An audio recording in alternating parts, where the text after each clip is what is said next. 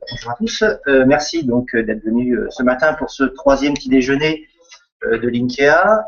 Alors aujourd'hui, chose exceptionnelle, on fait un test sur YouTube, on est en live donc sur YouTube à l'heure actuelle pendant 7h30, donc ce sera juste sur moi, vous inquiétez pas, il y aura pas de, on vous verra pas.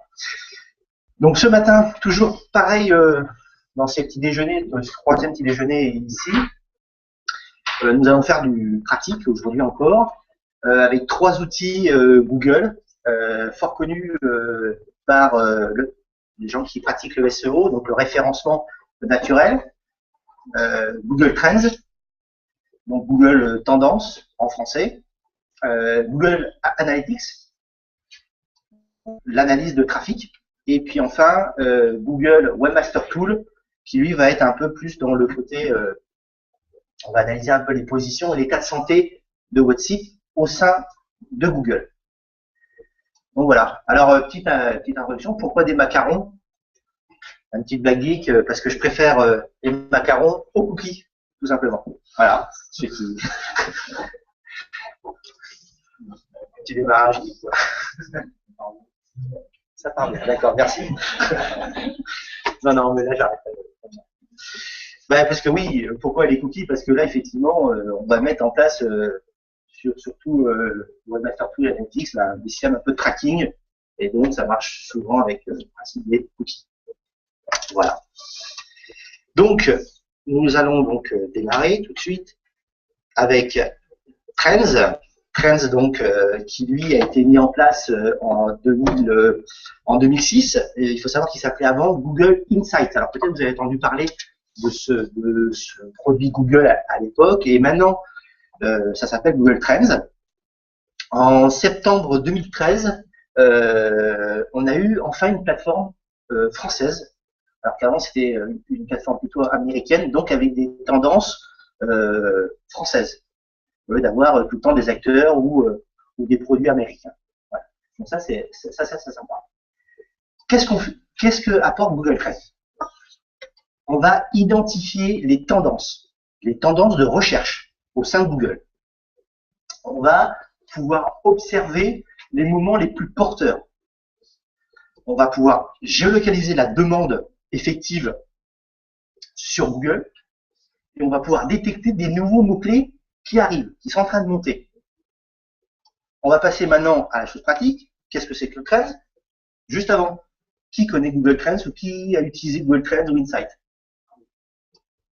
D'accord. Ok, merci. Alors, on va passer maintenant vraiment à la partie Trends. Voilà à quoi ressemble aujourd'hui Google Trends version française.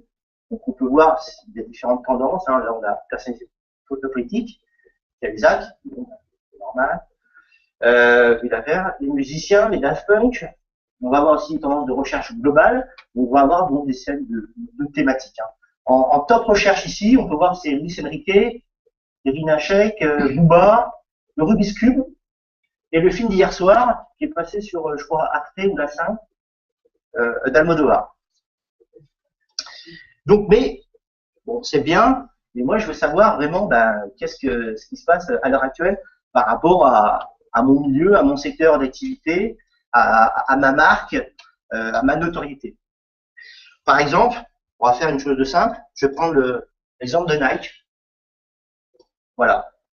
Comment Nike, aujourd'hui, est recherché au sein de Google? On peut voir qu'en ce moment, c'est plutôt en pleine augmentation de recherche. C'est à la base une base 100. Hein.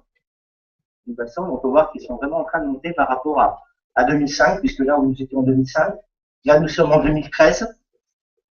Et on peut voir, effectivement, ici, au niveau de la répartition géographique, ce qui est assez bizarre, la Slovaquie, on recherchera en ce moment la marque Nike, États-Unis, Philippines, Royaume-Uni, Saint-Kitts et Nevis, Lindemann et le Danemark. Voilà un peu la répartition géographique de la recherche de Nike sur Google. Et on peut voir bien sûr ici toutes les requêtes. Donc aujourd'hui c'est Nike Air, Nike Shoes, Nike Air Max, donc les marques, et Adidas en plein milieu, le concurrent. Alors qu'est-ce qui est en hausse aujourd'hui par rapport Il suffit juste de cliquer ici. On peut voir qu'il y a Nike SD, Free, Mercurial, Nike ID, Nike Store, etc. Et on peut voir les augmentations de trafic qui sont. Alors, chose aussi intéressante, c'est que je peux très bien voir, je reviens à ma géographie, c'est les régions, mais je peux très bien avoir les villes. Quelles sont les villes? Alors, Bratislava, New York, Los Angeles, Chicago, San Francisco, Atlanta. On peut voir effectivement où sont les recherches, dans quelle ville. Alors, ça c'est la répartition, on va dire, plutôt américaine, mais on peut très bien ici, par le biais du haut, retrouver les différents pays. Donc nous sommes en France. Maintenant, je vais pouvoir étudier en France exactement ce que fait Nike. Ben, Nike, la demande de Nike est vraiment en augmentation à l'heure actuelle. Et par exemple, j'ai envie de voir par rapport à ses concurrents. Prenons Adidas. Vous avez le droit jusqu'à 6 mots-clés. Les 6 mots-clés. Effectivement, j'ai la comparaison entre Nike et Adidas. On peut voir la différence entre Nike et Adidas. Donc toujours pareil, entre 2005 et 2013. Il faut savoir que chaque graphe peut être aussi intégré directement. On vous donne des codes à ce niveau-là pour être intégré dans des pages. Donc on peut voir quoi? Nike à l'heure actuelle est recherché en Corse, en Ile-de-France, PACA et Midi-Pyrénées. Pareil, je peux faire pareil ce que j'ai fait tout à l'heure. En France, on va voir les villes qui sont les plus recherchées. Alors là, il y a Verrières-le-Buisson, les Salles-sur-Vernon, Paris, Marseille, Toulouse, Nice, Toulon. Donc, à la rigueur, je suis un fournisseur, un vendeur, excusez-moi plutôt, de produits Nike.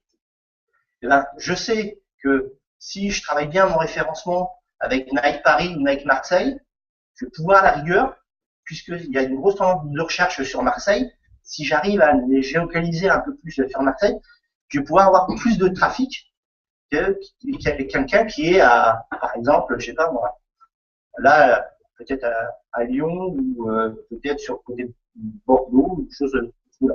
Donc on peut voir vraiment quelles sont les recherches. Et pareil, je peux regarder ce que donne Adidas ici. On peut regarder avec Adidas, pareil, le même principe. Et là, Adidas est recherché plutôt à Paris, Strasbourg, Marseille, Lyon, derrière Toulouse, et ça sur la Loire. Pourquoi ces deux villes-là? Ne me posez pas la question, je ne pourrais pas vous répondre. J'ai aucune idée pourquoi ces deux villes ressortent à chaque fois en France et en général sur tous les requêtes. Je n'ai pas du tout d'explication sur ce sujet. C'est assez bizarre. Donc si je voulais, et donc comme je vous disais, vous pouvez ici intégrer par rapport à cette étude les informations que vous pouvez récupérer au sein de Google. Alors, ici, ce qui est intéressant aussi, les catégories recommandées, en fait, Google va analyser par rapport à votre mot-clé que vous allez mettre au niveau du Trends, va analyser dans quelle catégorie il est, automatiquement.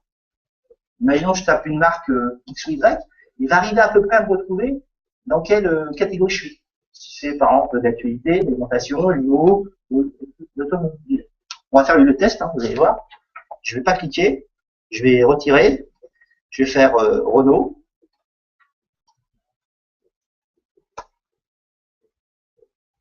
Toutes les catégories, vous voyez, il m'a sorti automatiquement automobile.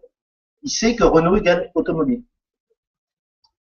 C'est quand même assez intéressant. Voilà. On peut voir que malheureusement, Renault, vous voyez, connaît une petite baisse de notoriété, une petite baisse de demande plutôt par rapport à Peugeot. On pourra faire le test avec Peugeot. Peugeot, Renault, à peu près, c'est à peu près équivalent. C'est le cas pour les petites enseignes. Comment? C'est le cas pour les petites enseignes. On peut faire le test, hein, si vous voulez, pour les petites enseignes. Des gens qui sont un peu connus sur leur secteur, effectivement, peuvent ressortir. Vous voulez qu'on fasse le test avec une marque un peu plus locale, on va dire? Quelqu'un veut dialogue? Excusez-moi. On va faire dialogue. Ganes, ça me semble. Alors, voilà, dialogue, toute la catégorie. Vous voyez là, ouais. Alors après, ça n'a pas été évident. Est-ce que c'est demandé sur Brest? Vous voyez, Bretagne. C'est pas demandé sur la Bretagne. On peut le voir. Et je suis sûr qu'en ville, c'est Brest. Voilà. Effectivement, donc le dialogue, c'est bien demandé que sur Brest, si on peut voir quelques villes comme Rennes, Quimper, Vannes. Donc on va dire que la notoriété arrive à s'étendre même au-delà de la Bretagne. Et même en bas, donc on peut voir automatiquement, effectivement, les requêtes de recherche par rapport à dialogue. Donc dialogue Brest, librairie, Medialogue, tonton flingueur. On cherchait sûrement les paroles, les scénarios des tontons flingueurs, donc les dialogues. Et en hausse, qu'est-ce qui est recherché?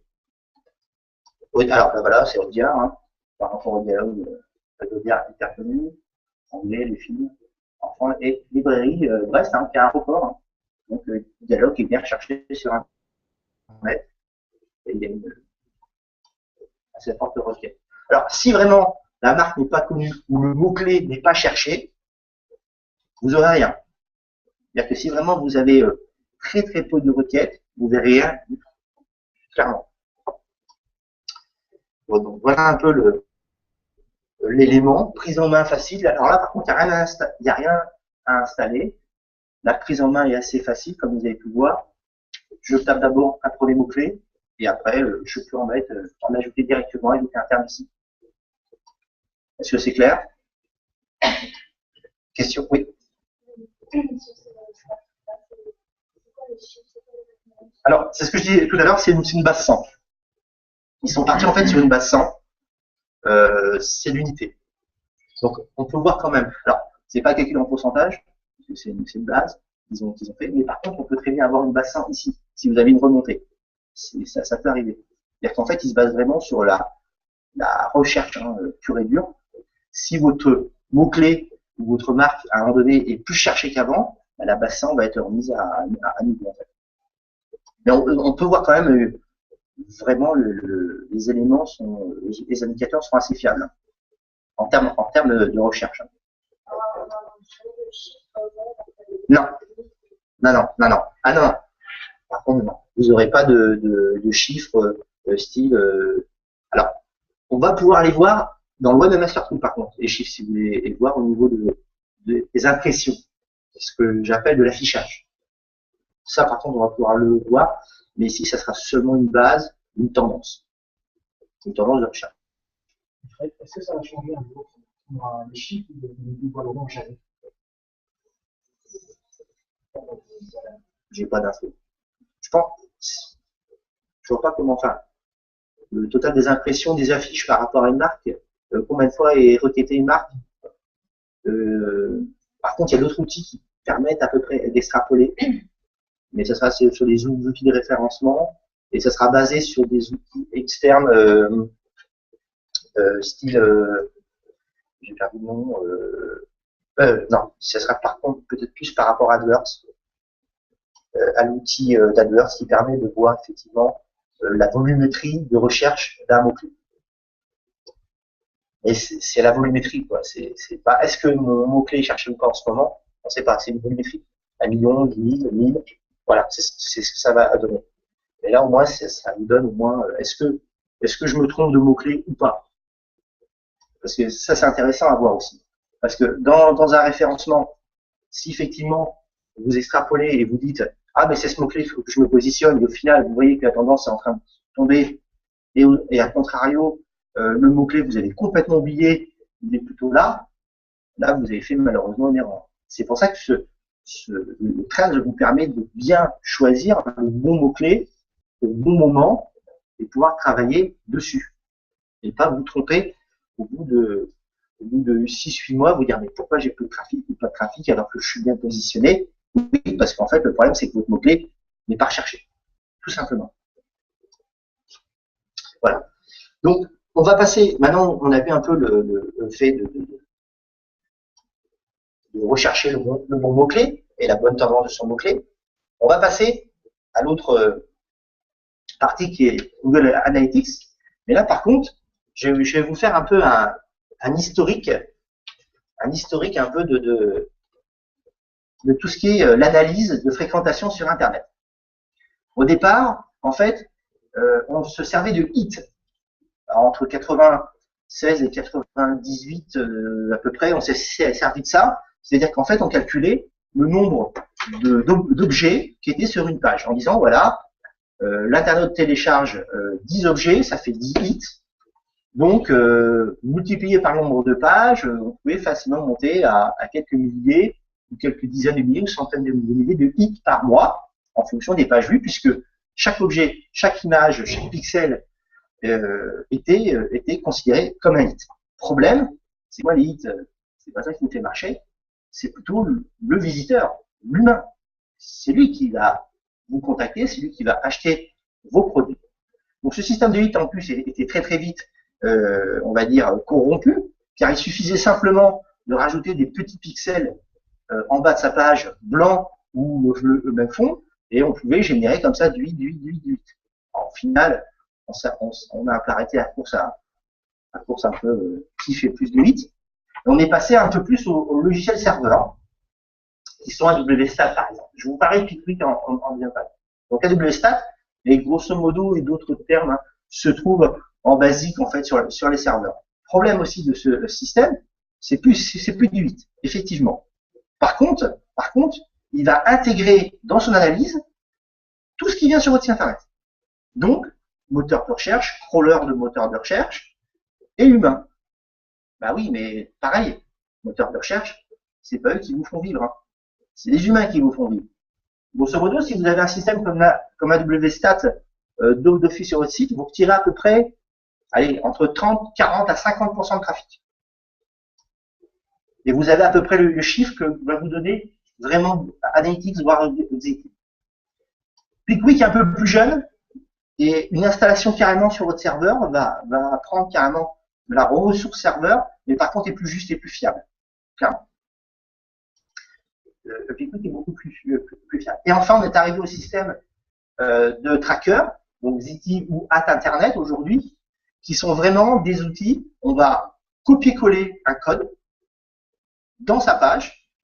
Ce code est un tracker. Il va remonter de l'information de votre site à votre outil d'analyse, tout simplement. Et Omniture est un produit de chez Adobe qui est un peu plus poussé, par contre un peu avec de l'installation un peu plus forte à mettre en place. Mais voilà un peu l'historique pour vous montrer un peu les différents produits. Et si vous utilisez des outils comme AWStat, malheureusement, vous êtes dans l'erreur parce que c'est pas fiable en termes de humain. Est-ce que ça intéresse? C'est vraiment l'humain. Donc, on va passer à vraiment donc Google Analytics. Hop, j'ai fait une petite faute. Donc, suivi en temps réel des visites. Donc, maintenant, on peut le faire avec un S. Hein, excusez-moi. Donc, visualisation du parcours et des actions des internautes. On va pouvoir étudier au-delà du trafic comment circule l'internaute au sein de votre site internet.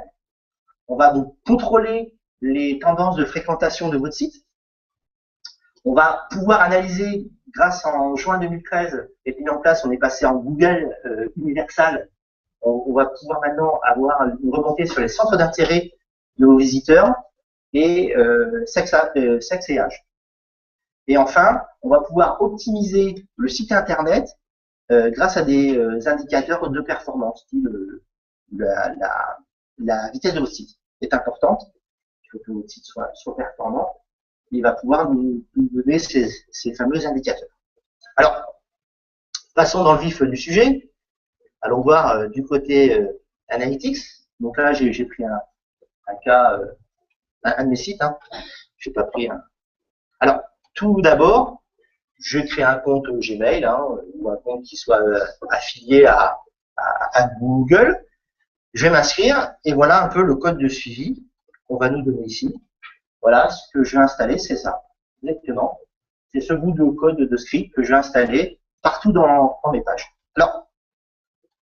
Alors voilà, donc ça c'est le code UA qui vous détermine votre site internet. Chaque code UA est unique et vous ne pouvez pas voir les informations chez les autres, bien évidemment. Et on peut voir, voilà, c'est ce que vous collez. On copie, on colle, tout simplement. Et on a des remontées. Après, bon, je ne vais pas rentrer vraiment dans les détails, mais après, on peut faire aussi des plans de marquage beaucoup plus poussés, mais c'est pas du tout la réunion de ce matin, comme les objectifs, les segments avancés, etc., les événements. C'est pas vraiment le but de ce matin, c'est vraiment vous faire une découverte vraiment des produits et où aller. Alors, je reviens sur quand vous allez mettre en place votre site internet. Voilà un peu donc le fameux graphe de trafic de votre site internet. Vous allez avoir en haut des dates intéressantes et vous pouvez, si vous les ouvrez, vous pouvez aussi bien sûr les comparer. Soit à la période précédente, soit carrément à l'année précédente. Ben, exactement comment je me suis par rapport à l'année précédente. Est-ce que je suis plutôt en accélération ou plutôt je suis en tendance baissière. Donc, on va pouvoir comparer, vous allez pouvoir choisir vos plages de dates, etc. Donc ça, c'est assez intéressant. Donc ça, c'est vraiment quand vous arrivez, c'est le tableau de bord lambda, on va dire, où vous pouvez voir effectivement la tendance. Vous pouvez voir aussi, donc ça c'est la tendance par jour. On peut voir la tendance dans la semaine et au niveau des mois. Donc là, je peux voir que voilà, mon niveau, voilà, le mois n'est pas fini, mais en page vue, je suis déjà à 9000 pages. Mais après, je peux très bien ici être ici. Voilà. Moi, ça plutôt en visite ici. Et pour moi, il est visites. Et choisir, bien sûr, votre période. Alors, ce qui est intéressant, c'est ici, sur votre gauche, vous avez les différents catégories, sous-catégories. Ici, vous voyez que je suis dans un paquet, croyez-moi. Mais ce qui est intéressant pour vous, peut-être, ça va être, par exemple, les origines géographiques de vos clients. Et on va pouvoir voir, effectivement, voilà.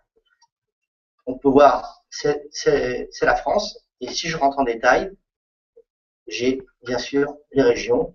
Là, on peut voir que le site est visité Île-de-France, PACA, Bretagne, Rhône-Alpes, etc. Donc ça, c'est on va dire la première couche qui peut être intéressante pour certains sites internet pour voir si effectivement ils sont bien positionnés.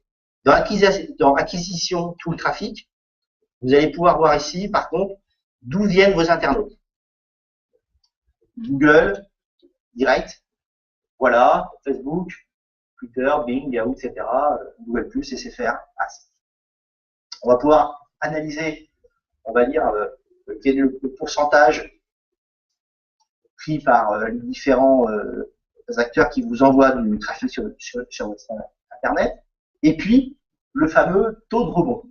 Alors, là-dessus, je vais faire un aparté et vraiment vous expliquer ce que c'est vraiment le taux de rebond. Et est-ce qu'il faut se focaliser dessus, parce que c'est souvent les questions qu'on me pose. Mon taux de rebond est 30%, est-ce qu'il est bon? Mon taux de rebond est 70%, voilà, c'est gravissime. Sachant, un taux de rebond, 0%, ça veut dire que les gens sont restés sur votre site internet, 100%, ça veut dire qu'ils sont partis tout de suite. Un taux de rebond se calcule par rapport, en fait, j'arrive et je repars. C'est pas une question de temps, c'est une question de page. Donc, je vais pouvoir analyser par rapport à ça, si effectivement, mon site est intéressant ou non. Si effectivement, l'internaute que j'arrive à capter grâce à mes mots-clés, ou par rapport à mes liens, reste dans mon site, circule, visite et lit. Le problème, c'est que ça va dépendre de la typologie de votre site internet. En fait, ce taux de rebond. Si je suis plutôt dans un site informatif, type blog, type Le Monde, par exemple, style Wikipédia, je vais avoir un taux de rebond qui va être plus proche des 100% que plus proche des 0%. Pourquoi?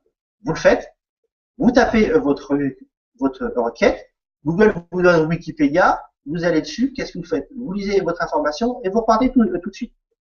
En général, vous faites ça. Donc là, vous êtes à 100%. Maintenant, qu'est-ce qui se passe? J'ai un site d'annonce, des petites annonces de, on va dire, voilà, d'annonce ou de vente. Ben, qu'est-ce qui se passe?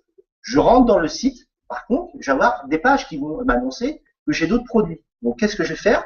Je vais circuler. Donc, automatiquement, mon taux de rebond sera beaucoup plus bas sur un site d'annonce, par exemple, ou plutôt un site informatif, ce qui est logique.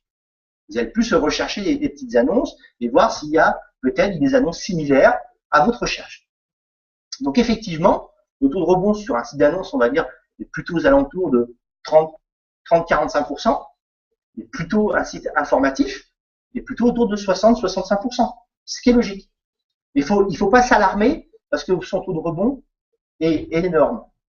Il faut analyser toujours et rester, on va dire, calme sur ce point-là. Alors, l'autre problème qui peut arriver, et ce que je disais tout à l'heure, c'est un mauvais plan de marquage. Vous avez un site avec des répertoires et vous avez oublié de marquer vos répertoires. Qu'est-ce qui va se passer? Google, il va se dire, enfin, plutôt Analytics, excusez-moi, il va se dire, la personne est sortie. Parce que comme les trackers, vos trackers ne sont plus installés sur votre site internet, ils vont se dire, mais attendez, il est sorti. Mais en fait, non. Comme votre plan marquage n'est pas bon, eh ben, Google vous perd et pense qu'il est sorti. Ce qui fait que des fois, j'ai eu le cas, ben, les gens étaient assez perturbés avec des 70%, alors c'était des sites d'e-commerce, etc. Et quand on a remis correctement, effectivement, le plan de marquage et le tracker, le taux de rebond est tombé. Et ça, ce sont des erreurs de marquage, en fait, ou des oublis de marqueurs. Donc ça, c'est une erreur, des fois, qu'on peut observer. Donc voilà le bémol sur taux de rebond. Est-ce que c'est clair? Oui. Alors, bien sûr, vous avez choses classiques, page par session, combien de personnes voient de page sur le site internet, la moyenne du temps, donc là, c'est 5 minutes 40, et après, vous pouvez analyser avec le taux de conversion des objectifs réalisés. Alors, autre chose intéressante au niveau de Google Analytics, ce sont bien sûr les résultats naturels. Alors, c'est comment, grosso modo, est venu mon internaute sur mon site internet. Alors, c'était bien il y a quelques années.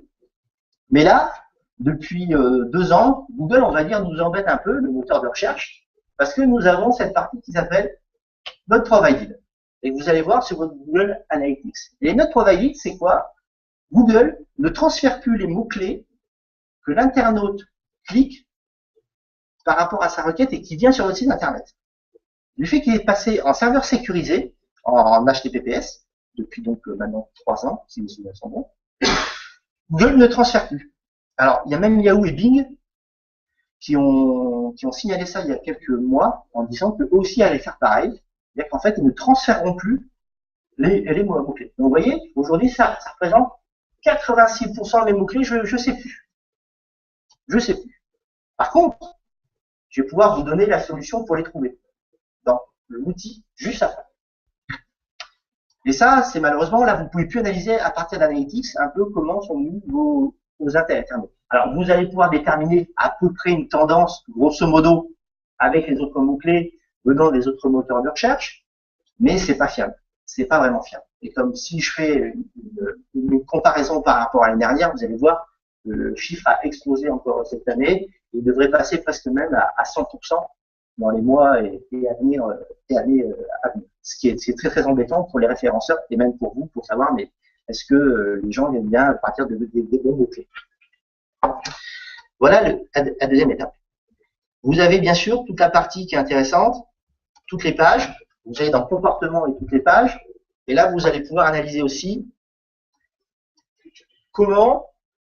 quelles sont les pages les plus vues dans mon site internet. Donc, on peut voir que là, ici, c'est l'index. Et après, j'ai Paris, les nouveautés, la FIM, une carte immobilière et carte immobilière. Et on peut voir, grosso modo, quelle est là, 13% arrive en fait sur ma home, enfin visite au moins la home. Et après, Paris, etc. C'est intéressant pour voir quelles sont les pages les plus cotées, les plus recherchées sur votre site internet et les plus lues. Et travailler, bien sûr, dessus ces pages-là.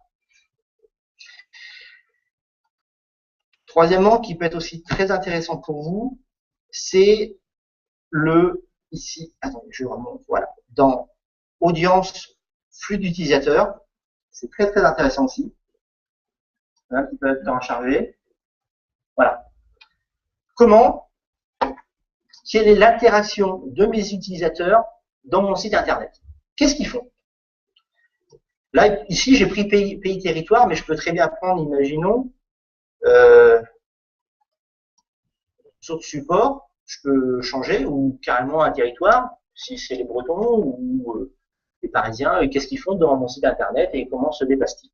Là, ici, j'ai pris Google, et juste en cliquant ici, je peux voir le déplacement de mes internautes au sein de mon site internet et voir les différentes interactions. Voilà. Et quand c'est en rouge, ça veut dire qu'ils sont partis. Ça les a pas intéressés. Donc, on peut voir qu'ils sont arrivés de Google, au premier support, ils sont arrivés sur la page d'accueil, ils sont après repartis dans différentes pages. Là, ils ont fait la Awards, le search, ils sont revenus sur un index, Paris, et là, ils sont partis sur d'autres pages. Et à chaque fois, je peux analyser ici les abandons, s'ils sont sortis ou pas du site internet. Et après, je peux voir la deuxième interaction. Où sont-ils allés? Quand ils sont venus sur Search, ben, certains sont repartis sur la Home, certains sont repartis sur le Search, certains sont repartis sur les pages de nouveautés, etc. Donc là, on peut bien analyser les interactions. On peut même aller jusqu'à plus. Hein. Là, il nous donne 3 interactions au départ, mais on peut très bien avoir plus d'interactions. Vous voyez, si je clique, je peux voir comment ils ont interagi dans mon site. En tout cas, 5 interactions. Ici, on sait le nombre de sessions et le nombre d'abandons. Donc ça, c'est intéressant aussi pour analyser comment se balade votre internaute dans votre site internet. L'autre chose qui est très intéressante aussi, vous allez aller dans comportement et analyse des pages web. Alors là, il y a des fois un bug. Ça ne s'ouvre pas directement dans la page de Google Analytics. Ne vous inquiétez pas. Ça arrive fréquemment. Là, ça peut-être arriver aujourd'hui. Je ne sais pas. Il charge. Là, c'est pour vous montrer en fait l'analyse des pages web où les gens cliquent. Voilà. Donc là, voilà. Ça, c'est typiquement, ça arrive régulièrement. Il suffit de faire charger en mode complet. Et là, il va vous ouvrir dans un nouvel onglet. Et là, au bout d'un petit moment, il va vous donner, alors, il faut attendre un tout petit peu. Il va vous charger. Voilà, chargement. Voilà. Il va vous redonner. Et après, on devrait avoir les chiffres. Voilà, exactement. Donc, soyez patients hein, sur ce type d'outil. Donc là, on peut voir que l'analyse a été faite sur 1234 pages vues, 786 consultations. Et là, on peut analyser effectivement où cliquent les personnes sur mon site internet. Où ils cliquent. Sur quel bouton, sur quelle action. On peut voir que grosso modo, ils appuient à 9% sur annuaire, 3,6% soumettre un site, et après, en dessous, il y a 49% des clics qui sont en dessous. Donc 50% des gens cliquent encore en dessous. Et là, je peux déterminer effectivement quels sont, grosso modo, les départements qui seraient les plus cherchés. Paris à 5,7% ici, Alpes-Maritimes à 2,8%, les réseaux d'agences à 2%, 3% la FAIL, etc.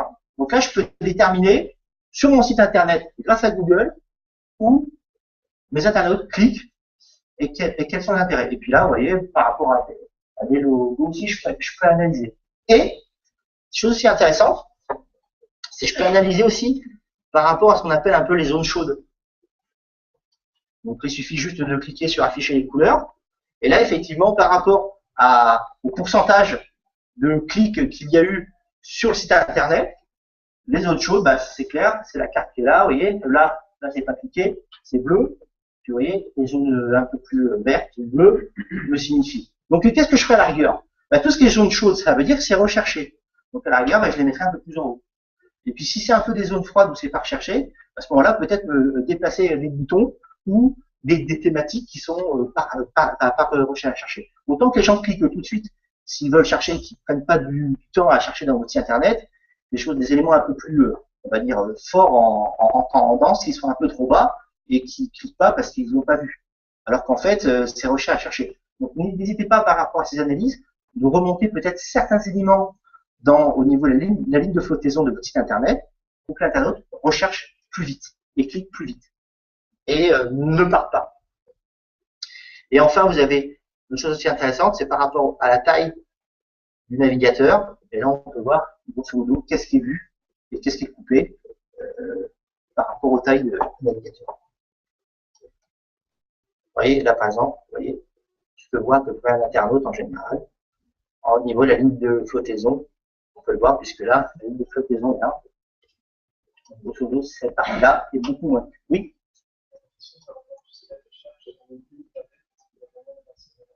Oui, oui.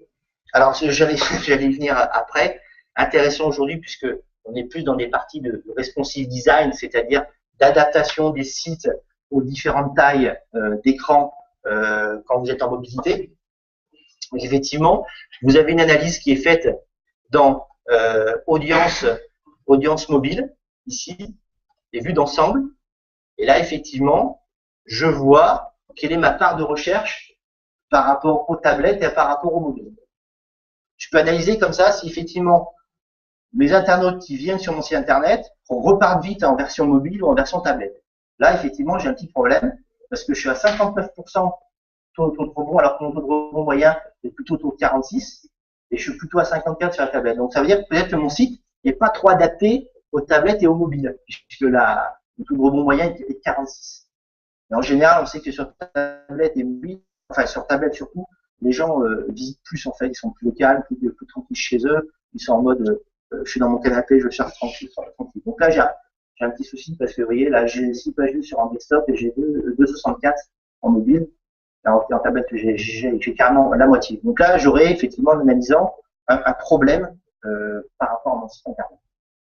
Donc là, on peut analyser effectivement par rapport à ça maintenant. Il nous donne des indicateurs. Je peux voir aussi, n'oubliez pas que vous avez aussi des fonctions qui sont là, qui permettent de voir la répartition, juste là, ici. La répartition de votre trafic. Vous pouvez faire pareil sur tous les différents canaux et analyser. Donc 85% viennent du Excel.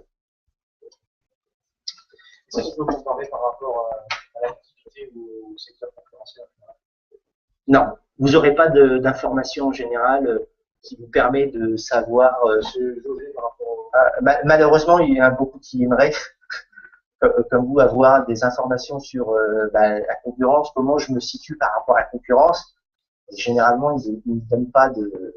À la rigueur, sur la vitesse, on peut savoir, sur la vitesse du site, comment est-ce que mon site est bien ou pas par rapport à une moyenne en général, et par rapport à des concurrents, non, il faudrait avoir les analytics et analyser les concurrents. Ça, c'est Par contre, il y a un site qui est sorti dernièrement qui s'appelle Similar Site Web, si je ne me trompe pas, qui peut effectivement analyser le trafic. Ça s'appelle Similar Site Web, si je ne me trompe pas. Là, c'est un peu la... Attendez, si je le retrouve, Similar Site Web en français. Je crois que ça... Non. Similar Web. Similar Web, voilà. Merci Sébastien. Voilà, c'est celui-là qui effectivement. Alors, j'ai fait quelques essais avec ce système-là. Alors, il faut savoir, j'ai été un peu plus loin. J'ai dit est-ce qu'ils analysent vraiment l'analytics, tout ça, etc. J'extrapole par rapport à des panels style médiamétrie, car j'ai installé dernièrement un tracker médiamétrie sur un site internet et effectivement, c'était parfaitement le trafic du site internet. Par contre, j'ai d'autres sites internet que je connais et j'ai des résultats, rien à voir. J'avais 50% de trafic en moins ou 30 à 40% de trafic en moins. Donc ça vous donne vraiment à peu près une tendance pareille, mais ça ne vous donnera jamais le bon chiffre, à part s'il est sous médiamétrie ou il fait partie d'un panel que eux récupèrent. Et ils ont une partie aussi, ils disaient, j'étais un peu plus loin, en disant mais comment ils font pour extrapoler un peu les données.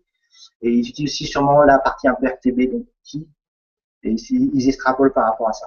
mais c'est pas fiable à 100%. Croyez-moi, quand vous voyez les chiffres, franchement, des fois, il y a des différences de 30 à 40% du trafic.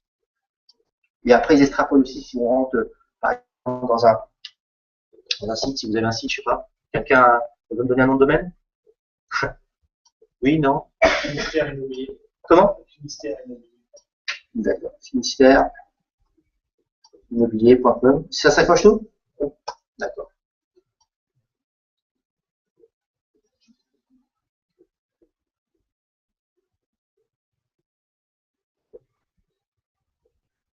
Bon, voilà. Donc, 5000 visites mensuelles.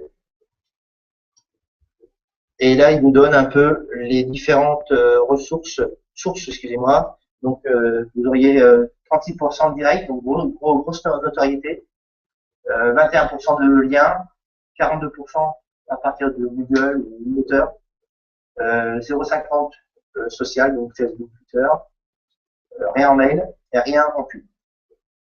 Voilà, grosso modo. Et en dessous, vous avez toute une partie. Ah ouais, donc il n'y a pas assez de données. Sinon, vous avez aussi les différents sites web et sites similaires qui vous sortent.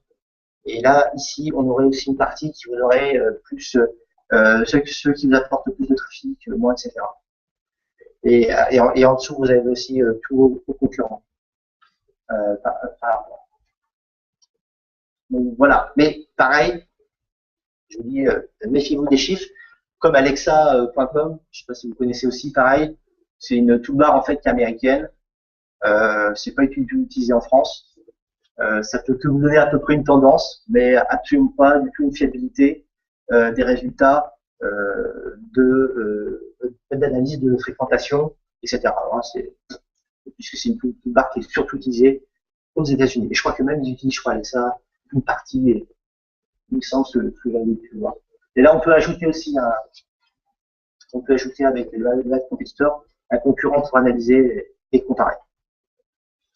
Donc, voilà un peu le principe.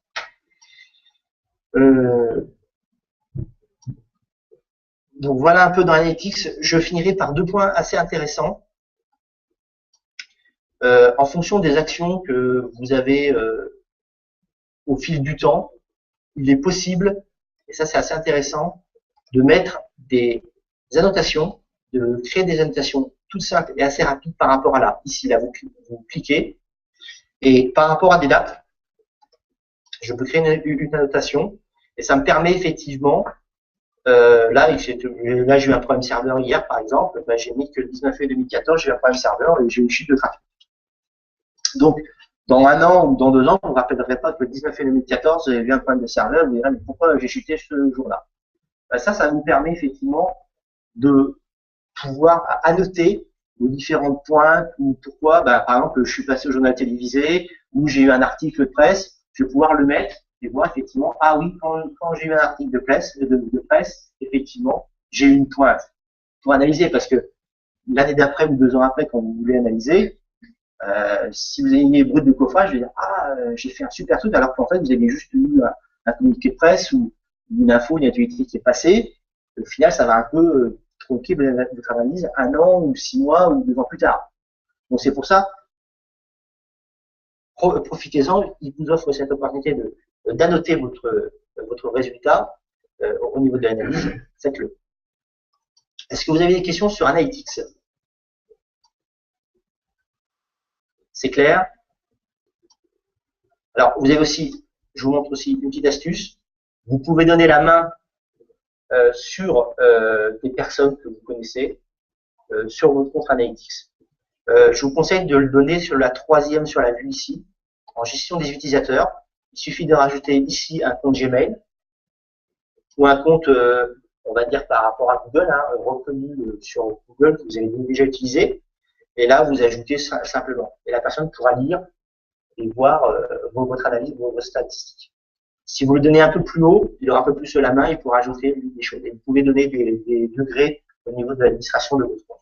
Donc ça, c'est assez intéressant si quelqu'un veut analyser ou veut voir. Et vous pouvez aussi envoyer, bien sûr, ici. Vous pouvez exporter vos différents graphes en PDF en CSV, en tableur Google sur votre Drive, et vous pouvez très bien envoyer à quelqu'un votre rapport tous les mois, toutes les semaines, tous les mardis, pendant jusqu'à 12 mois. Méfiez-vous, ils ne font pas plus loin que 12 mois, donc tous les 12 mois, il faut penser à renouveler le tableau à envoyer automatiquement à votre personne. Vous pouvez choisir d'envoyer toutes les semaines, une fois, tous les jours, toutes les semaines, tous les mois, tous les trimestres.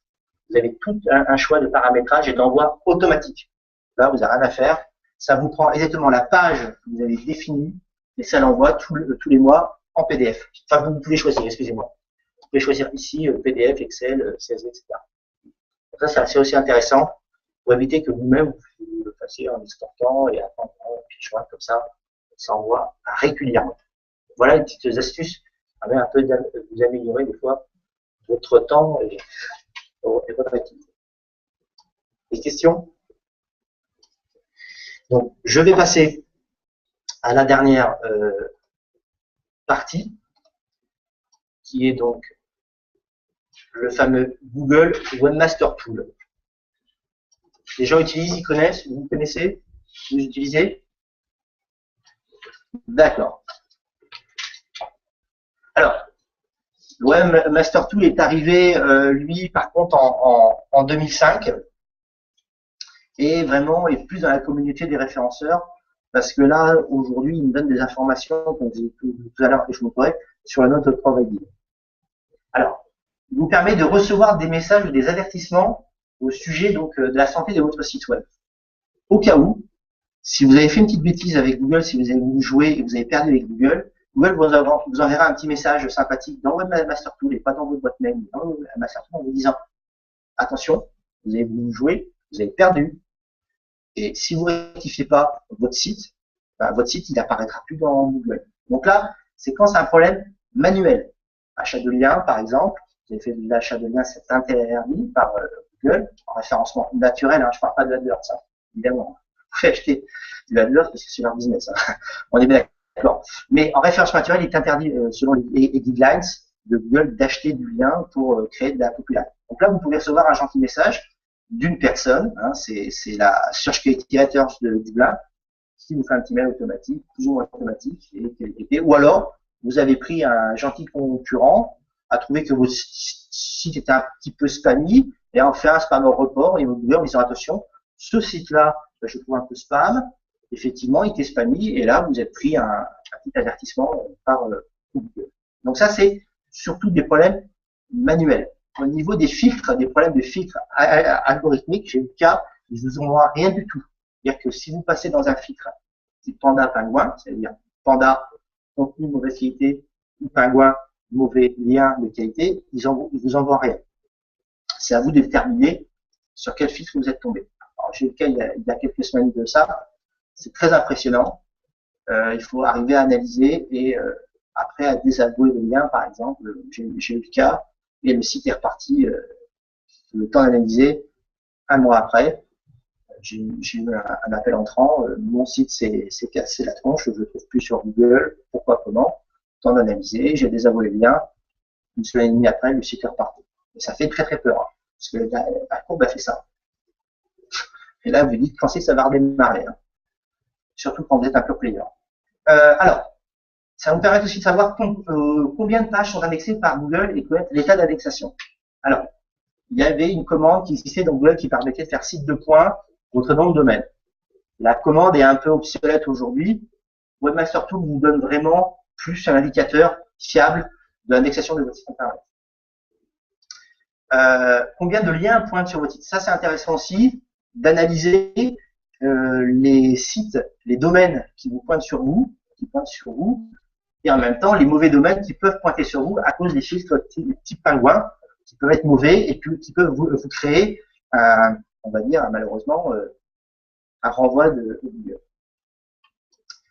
Statistiques de crawl et erreurs d'exploration, ça c'est intéressant. Au cas où si votre serveur est souvent en panne, ça peut arriver, ça vous permet de voir si votre serveur est toujours stable et fiable et toujours crawlable.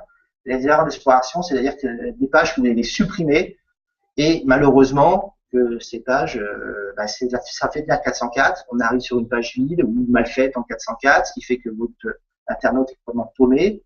Malheureusement, Google a encore une très grosse mémoire. Malheureusement, pour ressortir une page qui n'existe plus, ça peut arriver.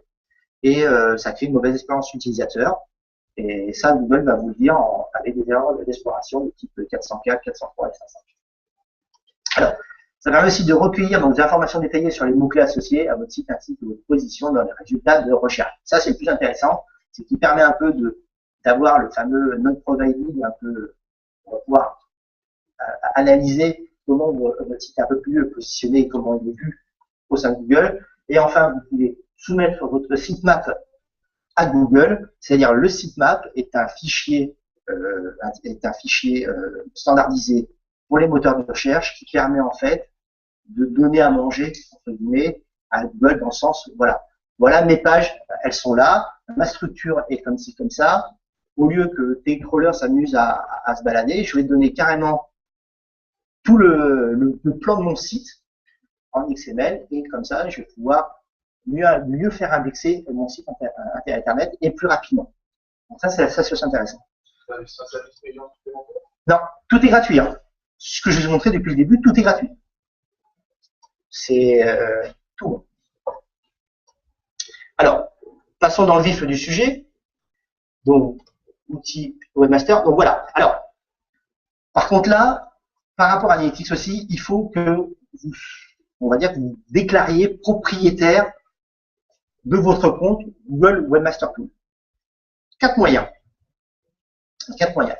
Soit vous avez déjà créé votre compte Google Analytics et vous êtes le même email avec votre compte Analytics.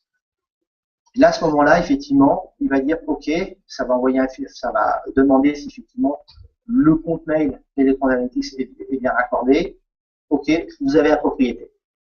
Deuxième possibilité, un fichier HTML, un petit fichier qui va vous donner, vous le mettez sur votre serveur, il va détecter le fichier HTML, OK, effectivement, puisque vous avez accès à votre serveur, vous êtes propriétaire. Troisième point, par rapport à votre nom de domaine. Vous avez accès à votre nom de domaine, vous allez rajouter un petit bout de code qui va permettre de déterminer à Google, effectivement, que vous êtes bien propriétaire. Et enfin, quatrième, c'est un bout de code méta, donc code source, que vous insérez dans votre site internet, en haut, alors qui est caché, hein, ce ne sera pas vu par vos utilisateurs, mais juste par le moteur, et vous permet de déterminer aussi la propriété. À partir de ces 4 moyens, il vous ouvre accès à la visibilité de votre compte Webmaster Tool, et au bout de quelques jours à peu près, des fois j'ai entre 48 et 5 jours, vous allez commencer à avoir des remontées de données. Alors si vous êtes un vieux site, ça va aller très très vite. Si vous êtes un site plutôt jeune, à peu près entre 24 et 48 heures, parce qu'il n'a pas beaucoup de données, ou pas beaucoup sûrement d'historique. Hein. Parce qu'en fait, les comptes sont plus ou moins créés, il y a quand même des données sur tous les sites. Et vous allez arriver sur ce tableau de bord, en fait. Le tableau de bord, où je vais pouvoir voir effectivement si j'ai des erreurs au niveau de mon domaine, si j'ai des problèmes au niveau de mon serveur, c'est-à-dire est-ce que mon serveur il est fiable en termes de connectivité, et si mon robot.txt, donc le petit fichier qui permet de voir si je peux accéder à mon site internet, est mis en place. Et là, il va vous donner le nombre de 404, d'erreurs, etc., qui peut arriver. Requête de recherche, le tableau de bord là, assez minimaliste, va pouvoir vous donner le nombre de mots-clés, vous êtes positionné, le nombre d'impressions, donc affichage vu dans Google, combien de fois mon site a été vu dans Google, les 30 derniers jours, et le nombre de fois qu'il a été cliqué, avec un petit graphe. Et enfin là, vous avez le sitemap que vous avez mis en place sur le Webmaster Tool, et vous allez pouvoir savoir le nombre d'URL, d'adresses de votre site, de vos pages qui sont fournies dans votre site, et son nombre d'indexations. C'est-à-dire la différence entre effectivement ce que j'ai fourni et effectivement ce qui est indexé au sein de Google. Ce qui n'est pas pareil. L'idée, c'est que ça soit le plus proche possible. Effectivement. Comment on fait pour que ça soit le plus proche possible? Il faut que vos pages répondent le mieux possible. Le mieux possible. En fait, elles soient de qualité. S'il y a trop de redondance dans vos pages ou elles ne sont pas de bonne qualité, il ne va pas les prendre. En fait, c'est entre guillemets un peu un gage de qualité. Alors, comme j'ai dit tout à l'heure, ce qui va vous intéresser le plus, c'est surtout ça, en fait. C'est trafic de recherche et requête de recherche. Et là, effectivement, vous allez pouvoir, par rapport à notre provided, grosso modo, analyser vraiment plus vos requêtes. Par exemple, ici, je suis donc sur annuaire immobilier. Durant les 30 derniers jours, alors attention, petite astuce, méfiez-vous, parce que ce qui vous donne là, le 20 mai, et là, on est 17. Là, je suis 17 mai, alors que vous m'aimez le 20 mai, hein. Méfiez-vous. Petite chose. Donc, durant ces 30 derniers jours, annuaire immobilier, j'ai été vu 235 fois, j'ai été cliqué 34 fois, j'ai un CTR, un taux de clic, donc un ratio de 14%, et ma position moyenne est de 3,4. Alors, explication, 3,4, ça veut dire quoi? Ça veut dire que je suis sur la première page, 3e, mais pas 3 pages. On est bien d'accord. C'est-à-dire que quand je suis 16e, ça veut dire que je suis 6e sur la 2e page, etc., etc., etc. C'est-à-dire que là, si je suis 1,3, c'est-à-dire que je suis premier, entre 1 et 2 des fois, en première page. Et je suis sur la première position. Et là, en 16e. Donc, 10 plus 6, puisqu'il y a 10 résultats. Donc 10 plus 6, 16. D'accord? Parce que des fois, j'ai des petites... Je recommence. Alors, ici, je suis 1,3, première page, première position. OK? Si je suis 16e, ça veut dire que je suis en 2e page, en 6e position, puisqu'il y a 10 résultats par page. C'est plus clair? Le nombre de résultats va baisser, c'est ça? Et le nombre de résultats, alors ils étaient en train de faire des tests à 7 résultats par page, ils sont revenus un peu en arrière, peut-être qu'un jour on en aura 7. Si ça arrive le cas, entre les AdWords, entre les Google Adresses, entre des fois YouTube, entre voilà, et ben il reste plus grand chose sur la page pour être visible. Hein. Sur la première page, il va plus rester grand chose. Hein. Croyez-moi. Hein. Parce que vous allez complètement être enfermé dans tout la sphère Google. Ça sera vraiment problématique. Alors, petite astuce aussi sympathique, durant les 30 derniers jours, vous pouvez avoir, en cliquant sur avec modification, une chose très intéressante si, bien sûr, vous avez évolué ou pas. C'est-à-dire que, est-ce que mon site évolue en termes de position? Ici, j'ai gagné 3 places. J'étais sûrement 19 par rapport à la période d'avant. Maintenant, je suis 16e. Alors, après, on peut analyser aussi les impressions. Est-ce que j'ai été vu ou plus vu? Les clics, est-ce que j'ai été plus cliqué? Bien sûr, le CTR joue sur le clic. Et bien sûr, la modification. Donc ça, c'est très intéressant pour voir si finalement, toutes mes actions en référencement naturel ont porté ses fruits ou pas. Et ce qui est intéressant aussi, c'est que vous pouvez bien sûr télécharger à chaque fois les tableaux, etc. Et vous pouvez rechercher jusqu'à 90 jours en arrière. Alors, il devait, logiquement, j'avais entendu ça, il devait l'ouvrir à beaucoup plus. C'est pas fait encore. C'est que bloqué encore à 90 jours en arrière. Par contre, quand vous êtes à 90 jours, vous ne pouvez pas faire vous pouvez pas regarder de comparaison. C'est pas possible. Sur les 90 jours, c'est que 30 jours. C'est un peu embêtant, etc.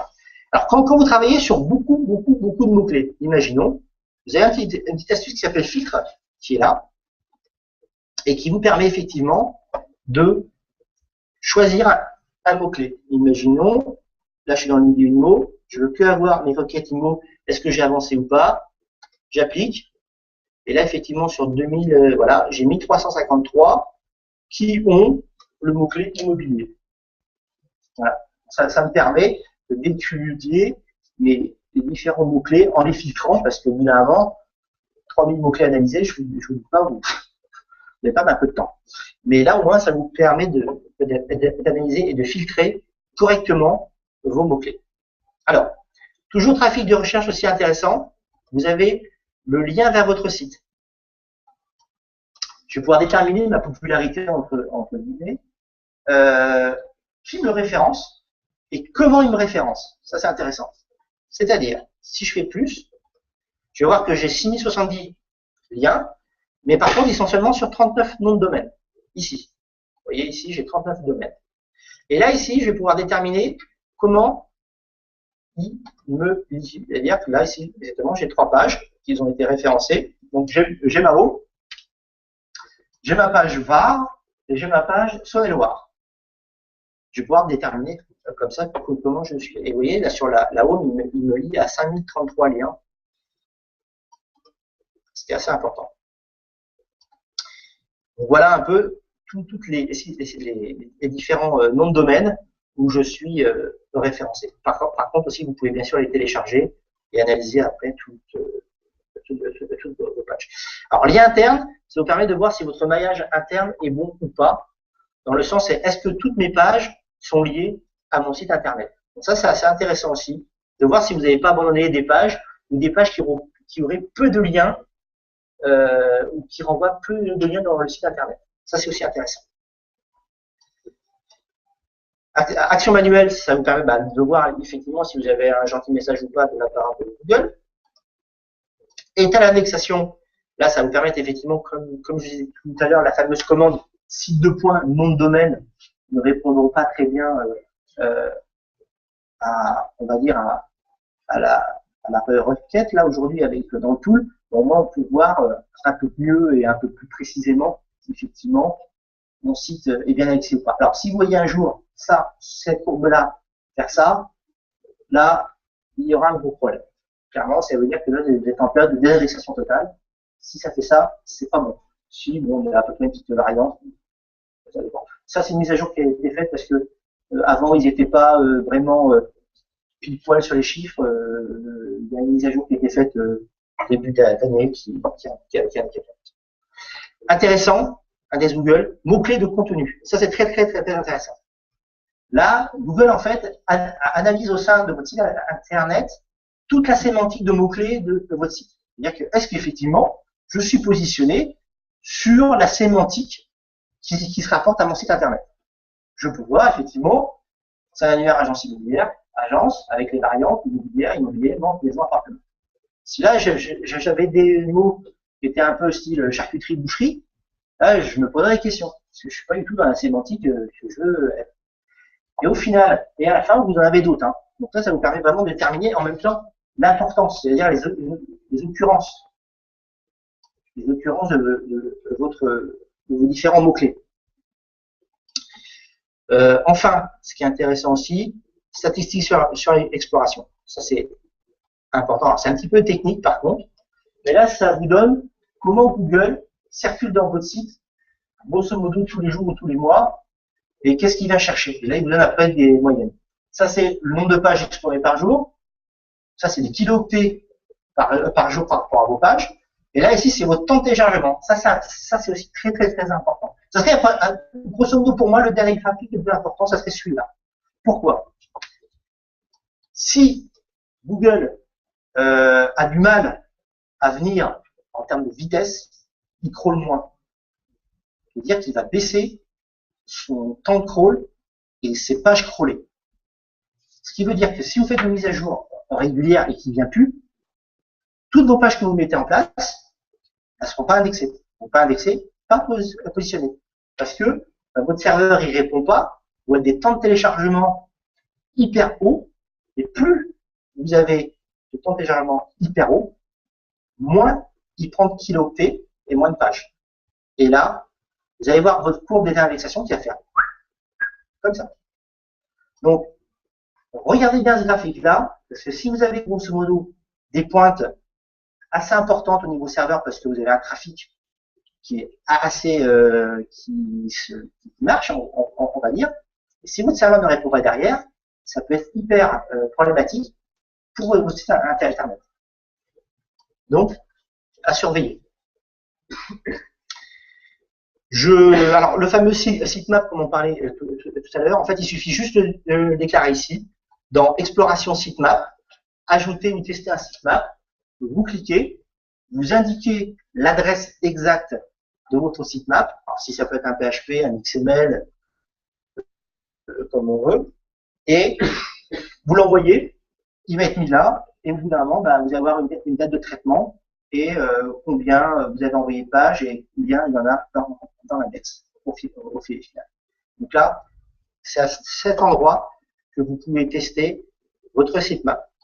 Alors, il faut savoir aussi que le Webmaster Tool vous permet donc de fameux désavouer les liens.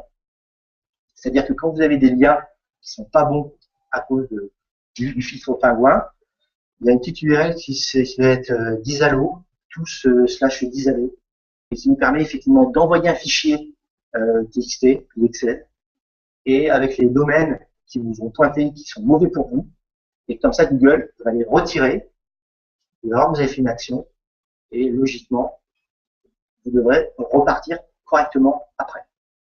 J'ai eu le cas, et par contre ça a marché, et le site internet est reparti. Voilà un peu, je vous ai présenté le Webmaster Tool.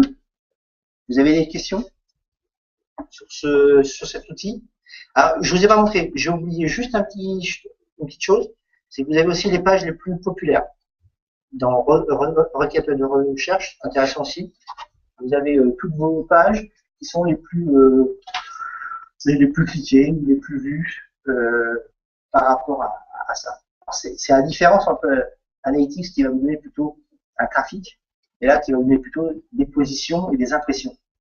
Et c'est pas, ça se rapproche, mais c'est un outil hyper complémentaire par rapport à Analytics. Autant Analytics, vous allez analyser le trafic, autant là, vous allez pouvoir analyser plutôt votre position, vos recherches pures au sein de Google, avant que les gens cliquent même. Alors, je fais une différence entre Analytics et Webmaster Tool. C'est des choses qui sont assez augmentent. Oui, Ça va être un gros. Non, parce que dans Analytics, vous n'aurez pas les positions et vous n'aurez pas les impressions. Vous avez seulement le trafic que vous avez eu, mais pas avant, pas en amont. C'est-à-dire que je peux être vu 300 fois sur Google et cliquer seulement 30 fois. Mais vous, dans Analytics, vous verrez 30. Par contre, dans Webmaster Tool, vous verrez que vous avez vu 300 fois. Vous voyez, un peu différent. Par contre, alors, je rebondis sur votre question. Ce qui est très intéressant, c'est que vous pouvez, entre guillemets, synchroniser le Webmaster Tool à Analytics. Alors, je vous montre où. C'est-à-dire que vous pouvez intégrer les informations de Webmaster Tool dans Analytics, ici, dans l'optimisation de référencement. Donc, j'ai synchronisé entre guillemets. Et effectivement, là, j'ai ma remontée Webmaster Tool dans Analytics. Alors, un peu moins, alors c'est assez contraignant parce que j'ai pas les mêmes dates, c'est pas top, mais c'est un début. Si je veux pas aller dans le Webmaster Tool tous les jours ou voir un peu l'Analytics, au moins je l'ai là. Pareil, hein, comme avec AdWords, vous pouvez synchroniser AdWords avec votre compte Analytics. C'est un peu le même principe. Par contre, pareil, il faut être propriétaire, les mêmes comptes doivent être propriétaires, etc. pour pouvoir être synchronisé. Voilà, j'ai fait un peu le tour de ces trois outils en 1 heure. Temps record, sans trop rentrer un peu trop dans les détails, mais bon, je ne peux pas non plus, comme je l'ai dit tout à l'heure, dans Analytics, on pourrait passer à peu près une journée dessus, puisqu'après il y a tout ce qui est traitement d'événements, d'objectifs et segments avancés et des tableaux de rapport, etc.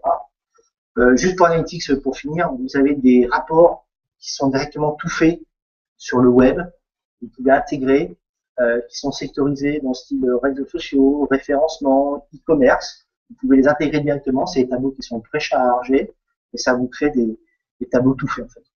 Donc c'est assez intéressant. Il y en a qui sont sur le journal du net, si vous cherchez un peu et vous faites exemple des tableaux Analytics, leur rapport Analytics et vous pouvez les télécharger directement. Et c'est gratuit aussi toujours. Alors, pareil, si vous voulez, juste pour finir, si vous voulez donner la main sur Webmaster Tool, vous pouvez le faire avec utilisateur et propriétaire en cliquant sur l'engrenage. Ici, utilisateur et propriétaire du site. Vous cliquez, compte Gmail, comme d'habitude, et vous pouvez donner la main. Alors là, il y a que 2 niveaux, soit total, soit accès limité. Accès limité, vous ne pouvez pas ajouter par exemple d'autres utilisateurs, vous ne pouvez pas faire de modifications, accès total. Bon, là, on fait ce qu'on veut. Par rapport à Analytics, il y a beaucoup moins de prêts. Vous avez des questions sur le Webmaster Tool? N'hésitez pas. L'ensemble des produits, vous les combien? Alors, malheureusement, moi j'y vais tous les jours. Bon, je dirais c'est mon métier. Mais pour moi, c'est essentiel, peut-être, on va dire, une fois pour vous, ouais, une fois toutes les semaines ou une fois tous les 3-4 jours, peut-être aller voir sur Analytics, voir comment se comporte mon site internet, et peut-être tous les 15 jours, voir le Webmaster Tool, voir si effectivement mon site a pas de problème de serveur ou de recherche ou pourrait trop monter en puissance. Et là, à ce moment-là, effectivement, dans l'état de santé, et ça me permet aussi de voir mes positions. Alors là, ça me permet de voir un peu mon trafic.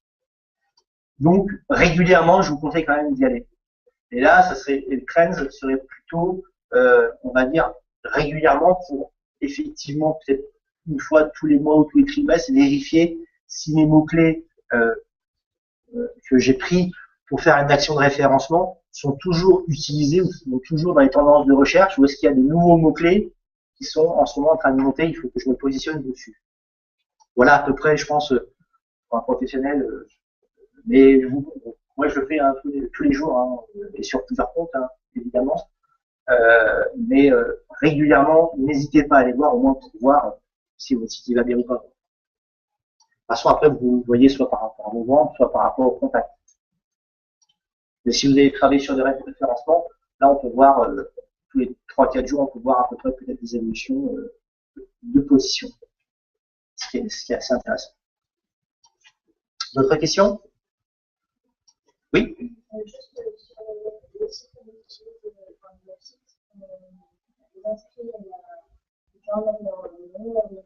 Oui.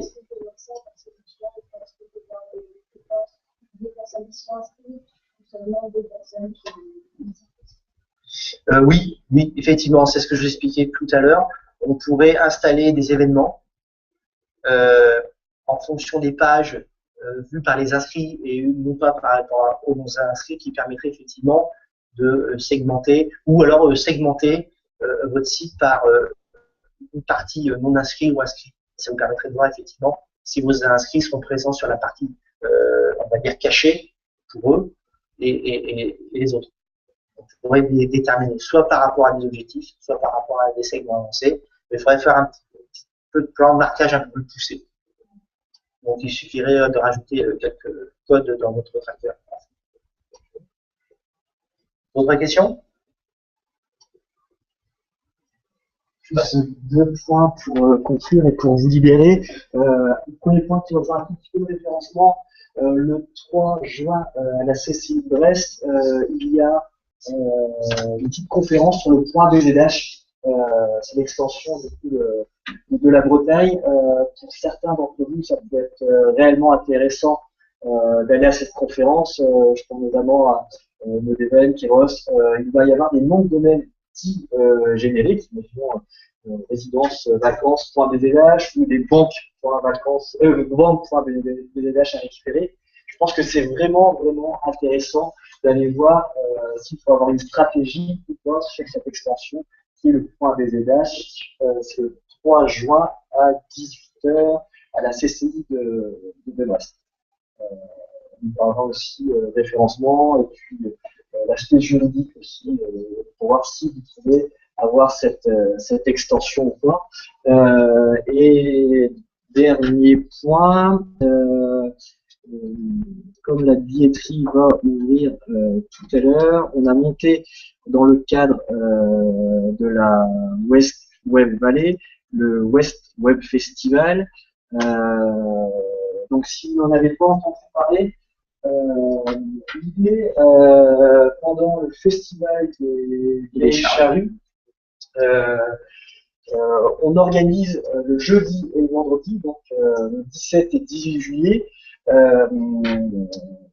de 9h à 15h, on va faire une rencontre avec tout l'écosystème web français, breton, et à partir de 15h, ça sera des charrues qui commenceront. C'est un événement qui prend beaucoup d'ampleur. On n'a pas tant que ça de page. Je veux bien que tu ailles une page de contenu. N'importe, il n'y a qu'une seule page derrière. D'accord. Ah oui, non, c'était pour des dossiers. Tu m'as dit, hein, l'important qu'il y a Voilà. Je vais dérouler. Et donc ce festival-là, donc il y a un mix de web, un mix de musique et de concerts. Donc côté concert, le plus facile, donc le billet vous permettra de voir les concerts de Stromae, d'Elton John, de Ulysses, Keep the Youth, Indochine, Vanessa Paradis, Fauve. J'ai mis les plus connus par rapport à ma génération, et Mixec aussi. Et par contre côté web, on va avoir notamment Fred Mazella qui va intervenir, donc qui parlera de sa success story. Fred Mazella, c'est le patron de covoiturage.fr, Blablacar. Ensuite, donc toute la journée sera animée par Marion Moreau, qui est la rédactrice en chef de French Web. Coup de chance pour moi, elle est vantaise. Donc il y aura Olivier Massiot, qui est le nouveau PDG de Price Ministère et président de France Digital. Donc Jean-David Chambredon d'Isaïe qui finance toutes les grosses startups en ce moment. Donc c'est un fonds d'investissement de 50 millions d'euros. Donc il y a l'accélérateur aussi The Family, c'est un accélérateur de startups qui a le vent en poupe, donc de Alice Zadiri, Cyril Zimmerman, donc le président de l'Axel, donc c'est ce qui régit les différentes startups en France. Il y aura Quam qui interviendra sur la filière développeur, donc Quam qui est le directeur général de 42, l'école lancée par Xavier Niel, l'école de développement. Donc après, Patrick Wengo, ça sera plus sur la culture d'entreprise. Et ensuite, il y aura des startups. Là, par exemple, c'est le créateur d'Evergig. Evergig, c'est tout simplement des personnes qui filment lors d'un concert ou lors d'un événement micro comme ça, plusieurs personnes vont filmer et Evergig est capable de reconstituer le concert de A à Z. Donc il y aura des expériences comme ça, il y aura des expériences aussi autour d'événements connectés. Et pour les startups aussi, il y aura un startup contest. C'est un concours et le gagnant de ce startup contest-là gagnera un voyage du coup dans la Silicon Valley pour aller chez Google, YouTube durant une semaine. Voilà. Donc la billetterie devrait ouvrir d'ici quelques heures. Le billet sera à 290 € hors taxe. Voilà. Pour les 2 jours avec l'accès au concert et l'accès aux événements. Ce matin, j'ai appris aussi qu'il y a Catherine Barba qui rejoint aussi les différents speakers. Catherine Barba, c'est notamment qui a été la bras droit de Grandjean sur vente privée ou de Simon Tini sur Mythique. Il va y avoir aussi Erwan Montégour de Finex, qui est un ancien cycliste qui a monté une start-up dans tout ce qui est dans le fort. Et voilà, il y a plusieurs noms qui se rajoutent. On attend toujours la réponse du patron de Facebook France. Voilà. Donc en gros, voilà, ça l'événement le 17 et 18 juillet. Voilà. Vous avez des questions? Je peux vous libérer. On a reçu quelques goodies de Google, comme vous avez pu voir, puisqu'on est Google Partner depuis quelques temps, mais là on a reçu une belle boîte avec plein de goodies, dont au cas où, des bons de 150 € pour le AdWords, si ça vous intéresse, d'offres pour 50 € dépensés sur AdWords et 150 € de publicité. Voilà, au cas où si ça vous intéresse, j'ai quelques bons à vous fournir. Voilà, donc si vous n'avez pas de questions, pas de choses, on va vous libérer. On est bon, on est à 10h30. Et pourquoi on est très bon. Merci d'être venu. Merci. Bonne journée. Merci beaucoup. Pareil, donc merci d'être venu. Vous pouvez aller sur linka.com et je vous souhaite aussi une bonne journée. Au prochain petit déjeuner au mois de septembre. Au revoir.